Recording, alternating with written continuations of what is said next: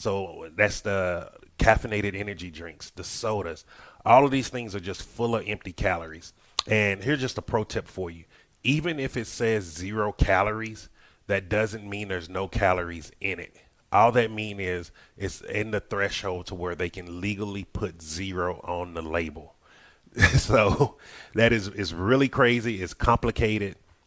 When I first started reading and understanding these things that 0 calories, zero sugar, and all of these, they're all just marketing things to use. It's the same way that if you go to certain grocery stores and they'll say things like, "Oh, this is all natural," and then you read the label and it's just full of chemicals. Don't be confused with marketing to what's going to and mixed up with marketing from what's going to actually take care of your health. I was in that rat race for a long time of listening to all the marketing, and I was doing so much harm to my body. Like I was taking stuff like Xenadrin. I was drinking all of these weird drinks that they were giving me. All of this shit that didn't do nothing to help me out, and all I was doing was still gaining weight. Until I actually stopped listening to all that marketing and started to actually realize what does it mean to be healthy?